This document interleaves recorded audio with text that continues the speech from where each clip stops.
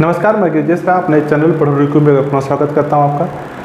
हम लोग आज पढ़ेंगे डॉक्टर राम शंकर शुक्ल रसाल जी की संपूर्ण जीवन परिचय और जो संपूर्ण उनकी रचनाएं हैं, जो उनका हिंदी साहित्य में योगदान रहा है, उन सभी चीज़ों को आज हम पढ़ेंगे और जानेंगे कि जो रमा शंकर शुक्ल जी हैं, रसाल इनका जो है उपनाम भी है, इनके क्या क्या योगदान है हिंदी साहित्य के इतिहास में और हिंदी साहित्य में, ये हम लोग आज जानेंगे।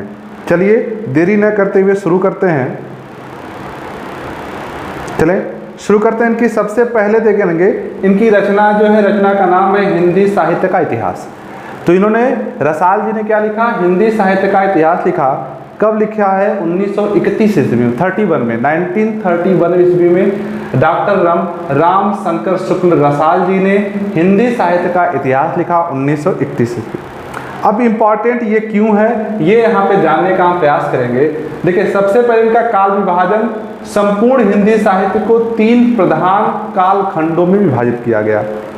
ठीक है, ये देखिएगा 3 प्रधान काल खंडों में विभाजित किया गया। और ये देखिए यहाँ पे 2-2 नाम रखकर, प्रातः 2-2 नाम रखकर प्रत्येक को 2-2 उपखंडों में भी विभाजित किया गया।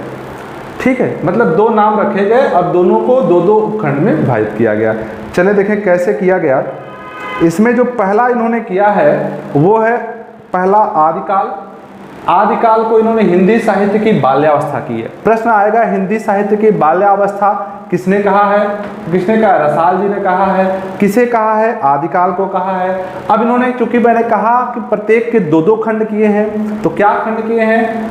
पूर्वार्ध आदिकाल, विक्रम संवत 1000 से लेके 1200 ईस्वी तक है इनका पूर्वार्ध आदिकाल। ठीक है, उसके बाद दूसरा जो है उत्तरार्ध आदिकाल है। उत्तरार्ध आदिकाल जो है वो 1200 से 1400 ईस्वी तक इनके हिसाब से रहा है। ठीक है, उत्तरार्ध आदिकाल।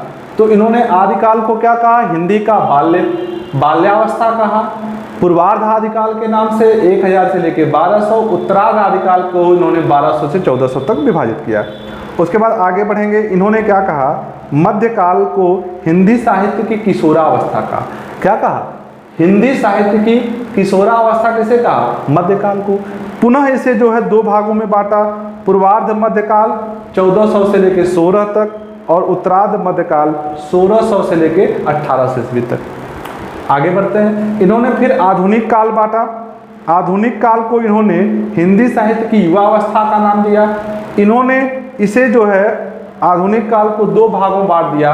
परिवर्तन काल 1600 से लेके 1900 तक और वर्तमान काल 1900 संवत से लेके अब तक।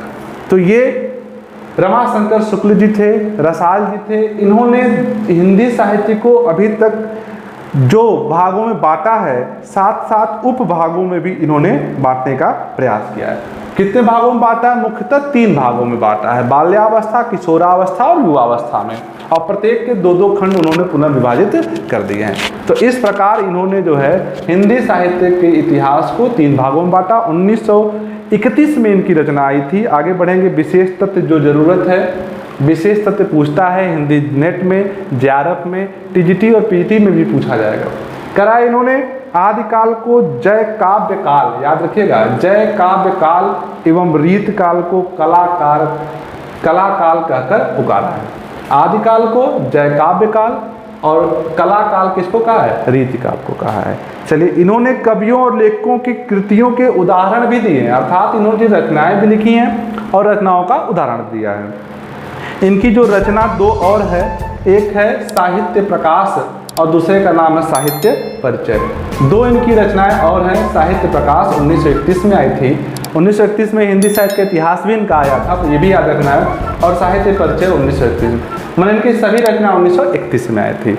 तो ये रसाल जी थे जो इम्पोर्टेंट हैं, पूछा जा सकता है, इसलिए हमारे हिंदी साहित्य के किसी भी प्रश्न को हम छोड़ना नहीं चाह रहे हैं। आगे देखेंगे।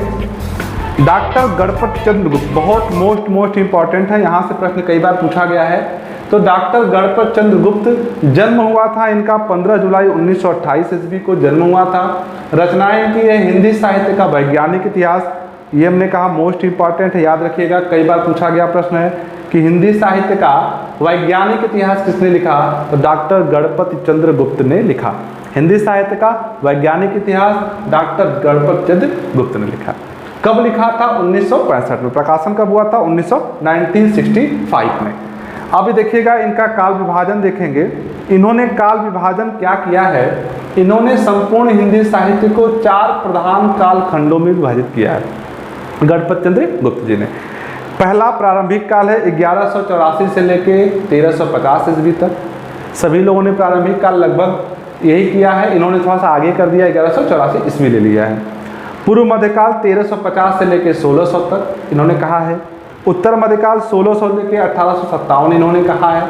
और आधुनिक काल को इन्होंने 57 से लेके अब तक कहा है। आधुनिक काल को इन्होंने 1857 से लेके अभी तक को कहा है। ठीक है, तो 1857 से इन्होंने अभी तक कहा है। तो याद रखिएगा गणपति चंद्र गुप्त जी ने प्रारंभिक काल, पूर्व मध्यकाल, उत्तर मध्यकाल और आधुनिक काल 4 भागों में बांटा। 1184 से लेकर 1350 ईस्वी प्रारंभिक काल, पूर्व मध्यकाल को इन्होंने 1350 से 1600 माना, उत्तर को इन्होंने 1600 से 1857 माना और आधुनिक को 57 से लेकर अब तक माना है। विशेष तथ्य इनके बारे में जो है वो देख लीजिएगा। इनके द्वारा भक्तकालीन साहित्य पूर्व मध्यकाल को 3 भागों में बांटा गया। भक्तकालीन साहित्य को इन्होंने क्या कहा, पूर्व मध्यकाल कहा और इन्हें 3 भागों में बांटा गया। जैसे पहला है धर्माश्रित काव्य, दूसरा राजाश्रित काव्य और तीसरा लोकाश्रित काव्य। माने जो धर्म पे आधारित था, जो राज्यों पर आधारित था और जो लोक माने समाज पर आधारित था। आगे देखिए, इन्होंने जैन कवि शालिभद्र सूरि को हिंदी साहित्य का पहला कवि माना। ये मोस्ट लिख लीजिएगा कहीं पर कि शालिभद्र सूरि को किसने हिंदी साहित्य का प्रथम कवि माना है, तो गणपति चंद्र गुप्त ने माना है। तो गणपति चंद्र गुप्त ने शालिभद्र सूरि को हिंदी साहित्य का प्रथम कवि माना है, ये इंपॉर्टेंट है। देखेंगे हिंदी की विशेष उपलब्धियां इनके पास जो हैं, हिंदी काव्य में श्रृंगार परंपरा और महाकवि बिहारी विषय पर पीएचडी इन्होंने 1959 में की थी। किस पर, महाकवि बिहारी, ये पूछा जा सकता है आपसे। अगला प्रश्न, इन्होंने हिमाचल प्रदेश विश्वविद्यालय तथा कुरुक्षेत्र विश्वविद्यालय से के कुलपति भी रहे हैं। इनकी जो रचनाएं आपसे पूछी जा सकती हैं वो देख लीजिएगा। रस सिद्धांत पुनर्विवेचन 1971 में आया। महादेवी नया मूल्यांकन, भारतीय एवं पाश्चात्य काव्य साहित्य और हिंदी साहित्य का विकास। और इनकी एक और रचना है आदिकाल की प्रमाणिक रचना। तो ये 4-5 रचनाएं इनकी हैं। हिंदी साहित्य सिद्धांत का पुनर्विवेचन 1971, महादेवी नया मूल्यांकन, भारतीय एवं पाश्चात्य काव्य साहित्य सिद्धांत, हिंदी साहित्य का विकास और आदिकाल की प्रारंभिक प्रमाणिक रचना। तो इन्होंने हिंदी साहित्य को जैसे सभी बांटा, 4 भागों में बांटा, आपने पढ़ा। इनका जो मुख्य जो मोस्ट इंपॉर्टेंट प्रश्न जो पूछ सकता है गणपति चंद्र गुप्त जी का, वो है हिंदी साहित्य का वैज्ञानिक इतिहास किसने लिखा, गणपति चंद्र गुप्त ने लिखा। जैन कवि शालिभद्र सूरि को हिंदी साहित्य का पहला कवि किसने माना, तो गणपति चंद्र गुप्त ने लिखा। तो 2 प्रश्नों को यहाँ से आ सकते हैं, 2 प्रश्न, और दोनों प्रश्नों के बारे में हमने यहाँ से जानकारी ले ली। अगले कवि हैं हमारे यहाँ डॉक्टर बाबू श्याम सुंदर दास। बाबू श्याम सुंदर दास ये कई बार पूछे गए हैं। इनके बारे में एक चीज़ जान लीजिएगा कि ये हिंदी कोविद रत्नमाला इनकी रचना है। हिंदी कोविद रत्नमाला 1909 से 1914 ईस्वी में आई थी, हिंदी कोविद रत्नमाला। और दूसरी इनकी रचना है हिंदी भाषा और साहित्य। ये पूछा गया प्रश्न है, कई बार आया है। हिंदी भाषा और साहित्य 1920 में आया था। इन्होंने काल विभाजन किया, आदि युग, मध्य पूर्व मध्य युग, उत्तर मध्य युग और आधुनिक युग। सभी ने लगभग इसी तरह कहा है। आदि युग को इन्होंने वीर गाथा काल कहा, 1000 से लेकर 1400 तक। पूर्व मध्य युग को इन्होंने भक्ति काल कहा, 1400 से 1700, वास्तविक भी है। उत्तर मध्य युग को इन्होंने रीति काल कहा, 1700 से लेकर 1900 तक। आधुनिक युग इन्होंने नवीन विकास काल के नाम से सुशोभित किया, बताया है। आधुनिक युग को नवीन विकास काल कब, 1900 से लेकर अब तक। तो ये जैसे सभी लोगों ने, राजपूत शुक्ल जी ने, हजारी प्रसाद द्विवेदी ने जो कहा, लगभग वही चीज़ इन्होंने भी कहा है। इनकी रचना याद रख लीजिएगा, हिंदी कोविद रत्नमाला 1909 में आई थी। और दूसरी इनकी रचना जो है हिंदी भाषा और साहित्य 1920 में आई थी। इनके बारे में कुछ जो विशेष तथ्य है वो जानेंगे। उससे पहले ये देखिएगा आदर्श काल विभाजन। ये देखिएगा मोस्ट इम्पॉर्टेंट यहाँ से आएगा, क्योंकि ये ही पूछता है बार बार। जब ये पूछेगा किसी के आधार पे नहीं देगा, जब प्रश्न देखिए दो तरीके से पूछेगा। ये पूछेगा गणपत चंद्र गुप्त के अनुसार हिंदी साहित्य का कालक्रम बताएं, या मान लीजिए पूछ लिया रामचंद्र शुक्ल के अनुसार बताएं, या मान लीजिए आपसे पूछ लिया हजारी प्रसाद द्विवेदी के अनुसार बताएं। लेकिन अगर ये पूछ लिया कि हिंदी साहित्य का आदिकाल या हिंदी साहित्य का मध्यकाल या हिंदी साहित्य का आधुनिक काल कब से कब तक है, तो उसके लिए हम ये जानेंगे कि आदर्श काल विभाजन क्या। आदर्श माने जो सभी लोगों ने माना है, ठीक है, वो यही पूछा जाएगा। तो यहाँ पे इसको देख लीजिए, आदिकाल 1000 से लेकर 1350 तक ये सभी ने माना है लगभग। ये मतलब अगर ये नॉर्मल पूछता है कि आदिकाल का समय कितना है, तो ऑप्शन में 1000 से लेकर 1350 आप लगा सकते हैं, इसमें कोई दो राय नहीं है। आगे भक्ति काल पूछेगा, तो भक्ति काल में क्या बताएंगे, 1350 से लेकर 1650 तक लगभग सभी ने माना है। आगे बढ़ेंगे, रीच काल के संदर्भ में भी सेम वही कहानी रहेगी। 1650 से लेकर 1850 तक सभी ने माना है, उसमें कुछ नया नहीं है। आगे देखेंगे आधुनिक काल की हम बात करेंगे। आधुनिक काल में पहला जो काल है पुनर्जागरण काल, 1050 से लेकर 1900, ठीक है, 1900 तक। पुनर्जागरण काल को भारतेंदु काल भी कहा जाता है। ये प्रश्न कई बार पूछा गया है कि भारतेंदु युग है ना का समय क्या है बताएं। अगला है जागरण सुधार काल, तो पहले जागरण हुआ, फिर जागरण में क्या हुआ, सुधार हुआ। किसने किया, आचार्य महावीर प्रसाद द्विवेदी जी ने। ये याद रखिएगा, कई बार लोग कंफ्यूज हो जाते हैं, कहते हैं कि द्विवेदी युग का नामकरण किसके आधार पे हुआ, तो हजारी प्रसाद और महावीर प्रसाद द्विवेदी के बारे में लोग कंफ्यूज हो जाते हैं। तो यहाँ कंफ्यूज नहीं होना है, क्योंकि जो महावीर है, जो वीरों में वीर है, उसी के नाम पे ही काल विभाजन किया जाएगा। तो महावीर के नाम पे ही काल का नामकरण किया गया। तो 1900 से लेकर 1920 तक जागरण सुधार काल, जिसे द्विवेदी युग कहा जाता है। अगला देखेंगे छायावाद काल, प्रसाद पंत और निराला जी हैं। ये तृतीय भी कहा जाता है इसको। 4 स्तंभ पूछेगा तो महादेवी वर्मा जोड़ दी जाएंगी, ठीक है। बृहत्तरी पूछेगा तो आप यहाँ लिख देंगे।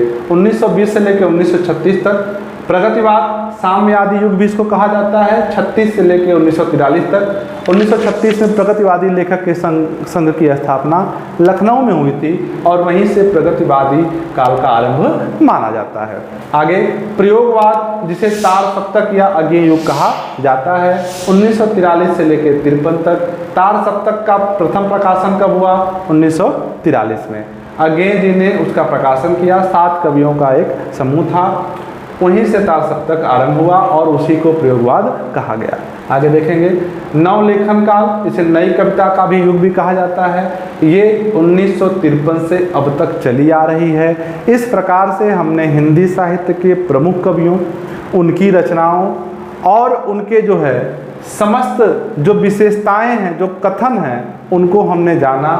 आप सारे जो वीडियो हैं, क्रम से 6 वीडियो करीब हैं, हमने डिस्क्रिप्शन में डाल दिए हैं। आप क्रम से हिंदी साहित्य के प्रथम गारसा दत्तासी से लेके ये गणपत चंद्र गुप्त तक जो हैं उनको देख सकते हैं, पढ़ सकते हैं, उनके कथनों को जान सकते हैं।